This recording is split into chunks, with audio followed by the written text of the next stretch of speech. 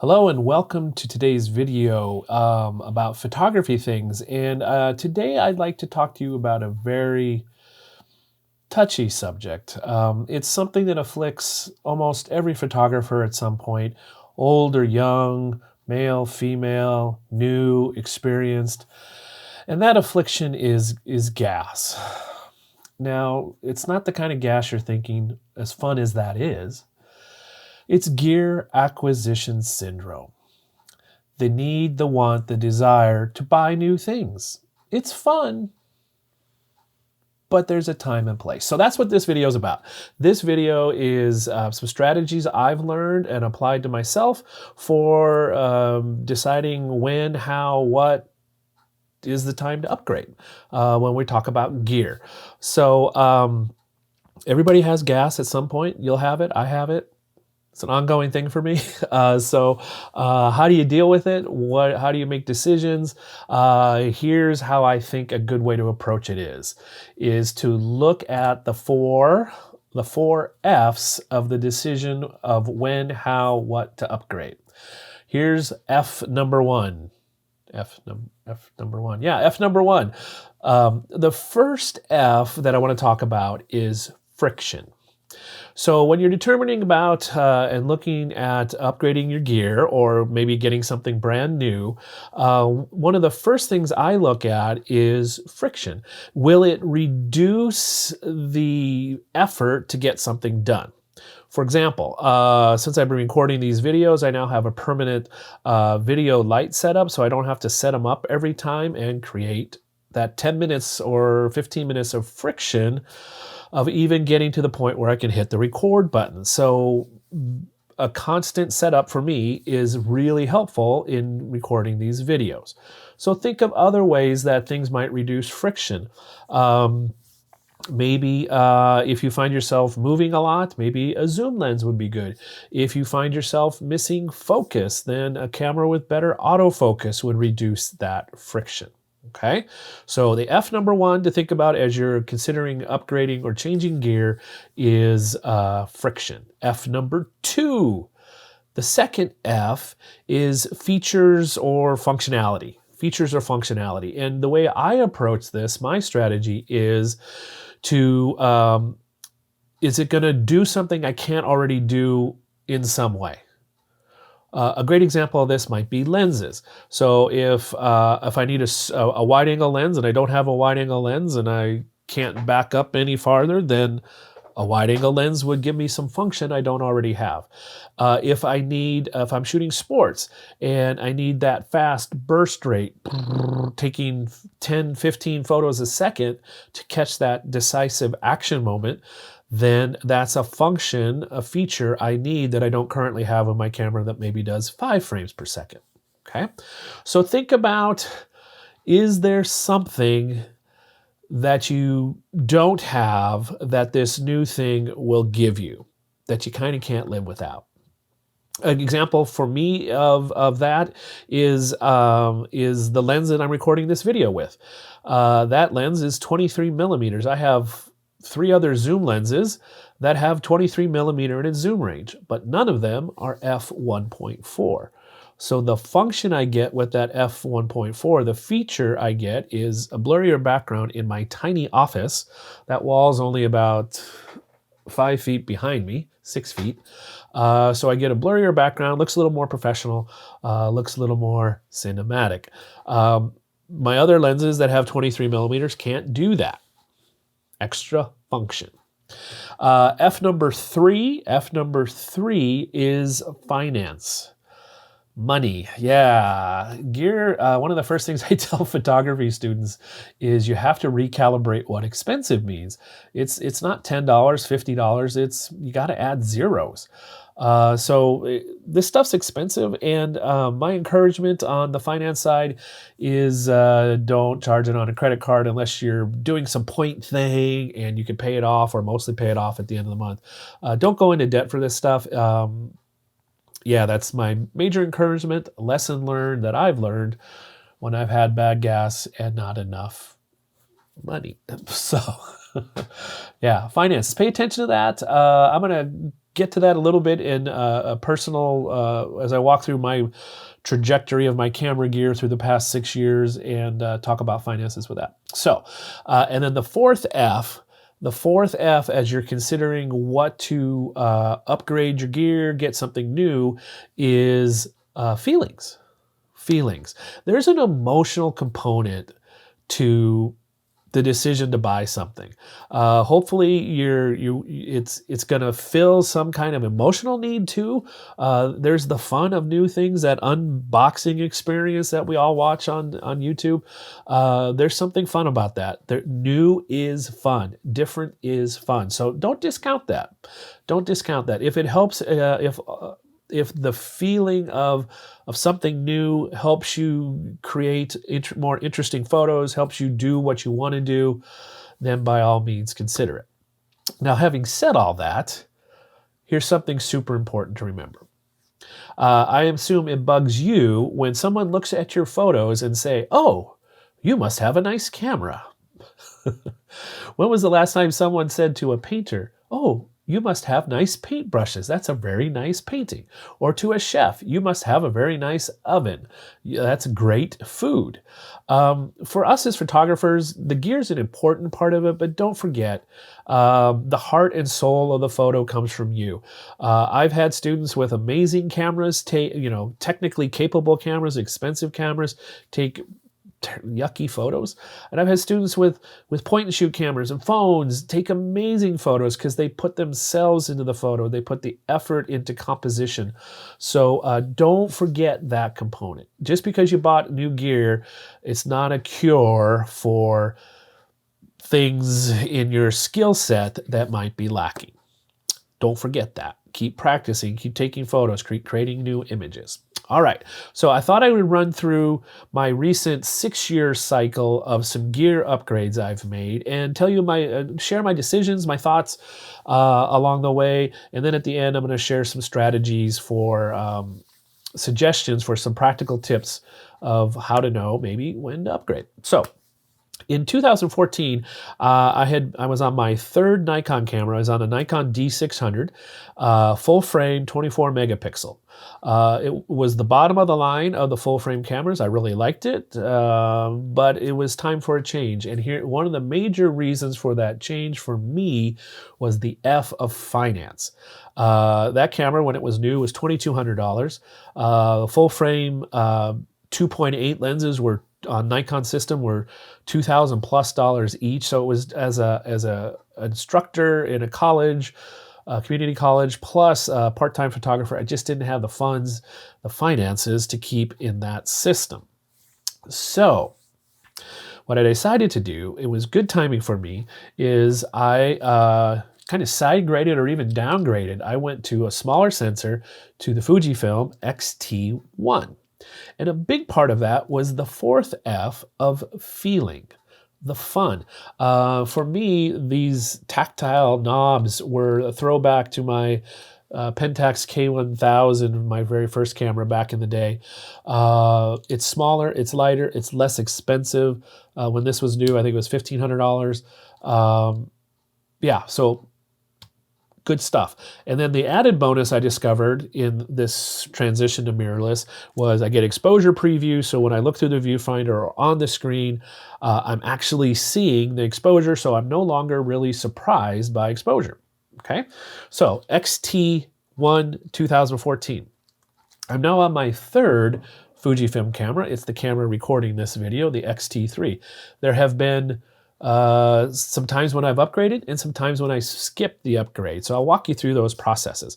So the next camera was the X-T2, which is here, which is now I've gone back to this as my main photo camera because for friction's sake, I leave my X-T3 set up to record video. All right, so I upgraded to the X-T2, better autofocus, better low light performance slightly, as well as, what else does it have? Those are the major different, better video. The video on the X-T1 was craptacular.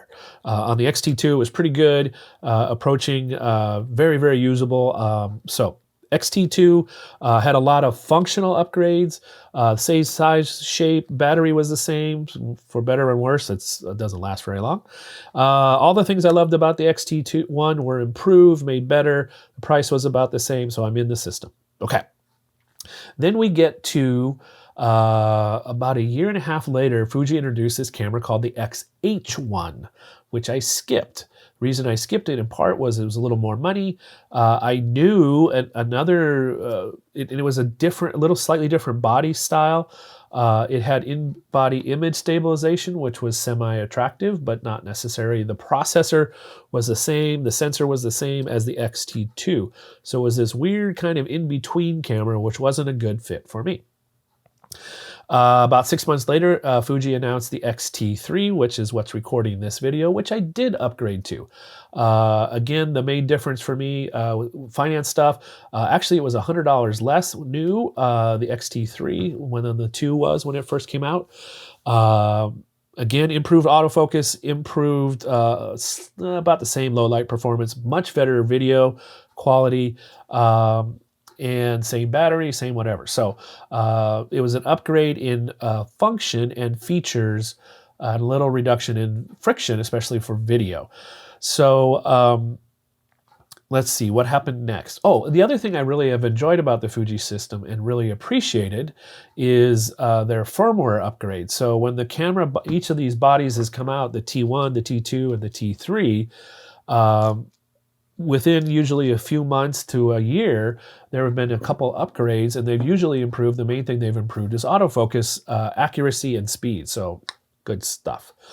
All right, then the next one I skipped was the current top of the line Fuji, the XT4, which had some cool stuff, but I had already covered some of the functionality of that by setting this up as a video camera. The features that were cool on the XT4 were in-body image stabilization, a new and improved and larger battery for more photos per charge.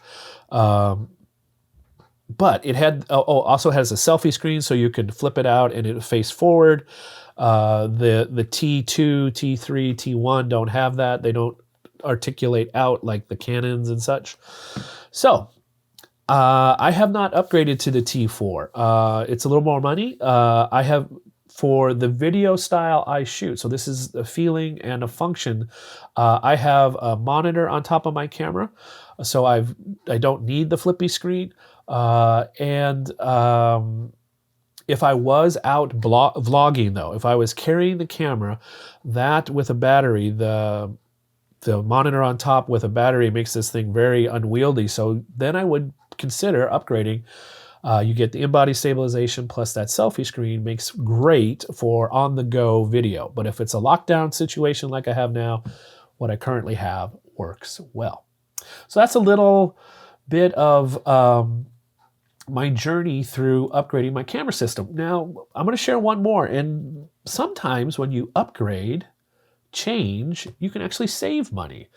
So my flash photography is a place where I've done that. I went from 2 Nikon speedlights plus, what else did I have? I had 2 Nikon speedlights, 2 LumaPro manual flash that were about $300 retail, and then I had Pocket Wizards to trigger them all.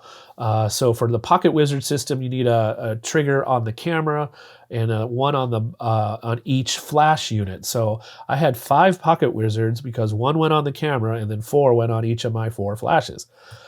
Friction was high, cost was high relatively, because the friction part was you had to attach and wire up the Pocket Wizard to each flash, one to the camera. It was all manual exposure, which for me is fine for flash, but if I wanted to change a setting and I have to walk over to the flash and do it, I couldn't do it from the remote.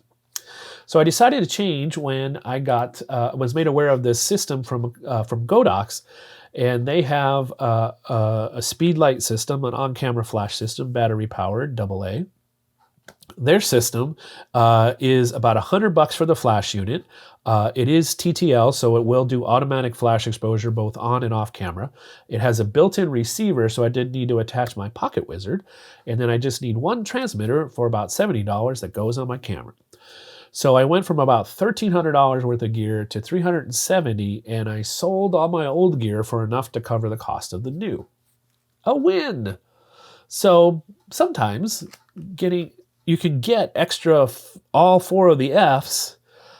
Friction. You can reduce friction, increase functionality, less money, and it feels good for not a lot of money, or even less. Okay, so that's my Flash experience. Okay, last but not least here, let's sum this all up. As you're thinking of upgrading and deciding if it's the right time, it's going to be a very personal decision. But some of the things you can do to help you know and have more information include these strategies. So first one I would suggest is to follow the rumor site or sites for the camera system you're a part of. I know I follow FujiRumors.com. I know there's a Canon Rumors, there's a Nikon Rumors. I'm assuming there's a Sony Rumors. Someone is running a rumor site about your camera, and they will have information about what might be coming in the next few months or year, and that might help you to know whether, do I get this now or do I wait a little bit? Be aware, strategy item number 2 is to be aware of the upgrade cycle of your system. Fuji for a while there was going about every 18 months. They've kind of accelerated and decelerated a couple times, so it's not super predictable, but that's what the rumor sites are helpful for me. So be aware of the cycle of especially camera bodies. Sony is, they upgrade theirs, it seems like every 6 weeks, or they have a new camera. Yeah, Canon and Nikon are a little slower, but they've been speeding up a little bit along the way. Another suggestion, strategy number 3, be aware of the sales cycles. I know there are, in Fujiland, as I'll call it, there are 2 times a year where Fuji has a pretty major sale on most, if not all, their gear. There's one in the spring and there's one in the fall. So I usually wait for those times, and I can save significant money on the body or the lenses. Obviously, this applies mostly to things that aren't brand new, released in the past 6 months. But that's a great time to save some money on something that's been out for a little while. And then tip number 4 for strategies of helping you decide and know more information about upgrading would be, if you have a local camera store near you, get to know the folks there. Go visit, become a presence, talk to the expert in your camera body, your system. Get to know those folks, and they will help you potentially, again, be aware of what's going on. They'll tell you about when they're having their store sales. I live near Seattle, so I have 2 options. I have Glazers in South Lake Union area of Seattle, and then Kenmore Camera up in Bothell, which is the one I tend to go to the most because it's a little less traffic sometimes for where I live. So yeah, and I know Guy at the Fuji counter in Kenmore Camera. He says hello. We follow each other on Instagram, so yeah, we know each other a bit, and that's helpful. Get good advice from a local. So those are some ideas and thoughts about upgrading, and when and how and what about upgrading camera gear, camera lenses, accessories, all that stuff. Another last thought on this would be to remember, in addition to remembering that the gear isn't going to magically transform your photos into everything you want them to be. That's still up to you. But the other thing to remember is there's no perfect gear. There's no perfect camera system, no perfect camera, no perfect lens. Everything's a series of compromises. So know that going in and have reasonable expectations for what the gear will help you accomplish. Having said all that, too, it's a lot of fun to get new gear. I've enjoyed learning how to use this 23mm lens, a focal length I don't use very much as a photo lens. I do love it as a video lens, so yeah, I'm enjoying that. All right, so those are my thoughts about upgrading. If you have some suggestions, tips, comments, please share them below. If you have some upgrade experiences you'd like to share, I'd love to hear those too. If you have questions, thoughts, specific advice you might like, also leave those in the comments below. Yeah, so I hope you're having fun creating images out there, and I look forward to seeing you in the next video.